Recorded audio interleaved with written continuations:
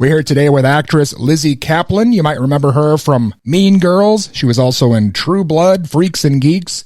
Her latest film, Now You See Me, Now You Don't, is in theaters now. Lizzy, how you doing today? I'm great. How are you? I'm doing well. It's great to be speaking with you. Thank you so much. Of course. Thank you. Well, I know you've got a new movie out here, Now You See Me, Now You Don't. Can you tell the listeners a bit about the new film? Yes, it's the third installment of the Now You See Me franchise. And if you have seen the first two, that will definitely enhance your viewing experience, but I wouldn't say it's completely necessary. You can have a nice time watching just the third one. It is about a group of magicians who have Robin Hood complexes and get into adventures and sort of fight bad guys.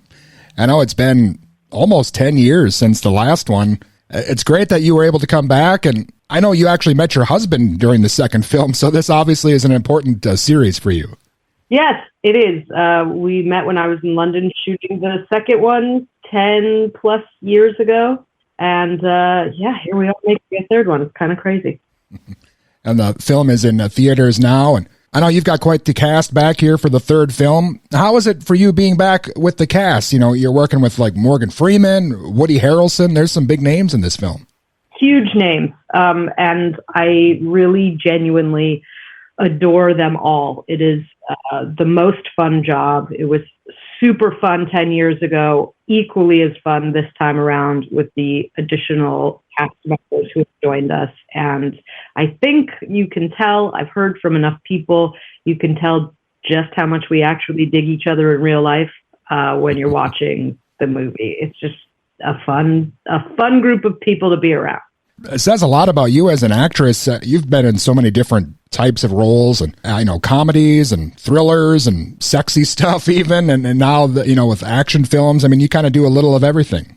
I think that's the way to do it. Why do this job if you're not going to do a little of everything, right?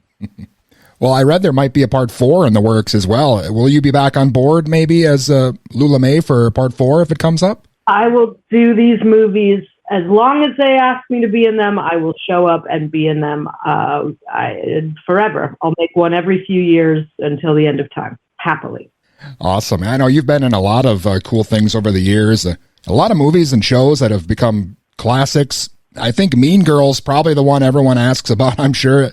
That movie has become such a beloved movie over the years as well. Definitely. I think we all had our teen movies that we grew up with that spoke to us, and that seems to be the one that's speaking to all these future generations, which is the trip. Well, when you're looking for a role, is there something in mind that you have before you accept it? I mean, is it the location or the people involved, or what are you looking for when you're choosing roles these days? It's a good question. Always first, creatively, it's got to be somewhat exciting. That's the number one.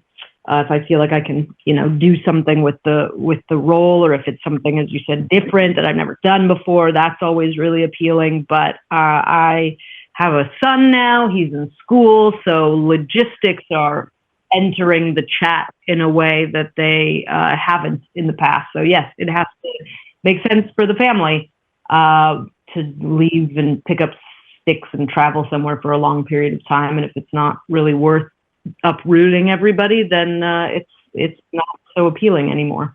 It does seem, with the way things are set up now, having a family and still being a working actor is more possible, maybe. I mean, you have all the different kind of streaming sites, and you're not just in New York or Hollywood anymore. Yeah, you can. Since the pandemic, it does feel like you can live kind of anywhere.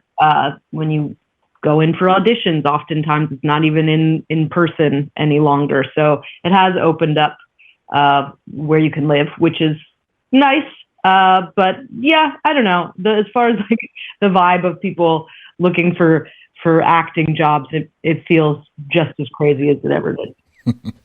Well, Lizzy, I wanted to ask you your memories of the show I first saw you on, Freaks and Geeks. Had that show come back for another season, do you think your character would have been involved, or where do you think you might have fit in on that? I have no idea. Possibly. It didn't even get a full season that first time, which is such a shame because, man, that show is incredibly good. And I take no credit for that whatsoever. I had no idea what I was doing when I was there, and it has paid dividends in terms of like street cred, because it's everybody started on that show. But yeah, I mean, I think if that show were on now, it would be a smash hit instead of something that kind of faded away. Definitely. Well, again, the film Now You See Me, Now You Don't is out now, and I know you're always staying busy, Lizzy. Is there something else maybe coming up for you, or something we should be looking out for? Yes, I have a movie that's coming out that's, it's going to go to the festivals, so hopefully in the next year or so, you'll hear about it. It's a little horror comedy, like it's a wild ride. I would definitely recommend it when it comes out. It's called Drag. Wonderful. Lizzy, I'm a big fan of yours, and it's been great speaking with you. I'm excited for the new movie, and hopefully we can speak again sometime. Thank you so much. Yeah, totally. Thank you very much. And again, that was Lizzy Caplan. See her in the new film, Now You See Me, Now You Don't, in theaters now.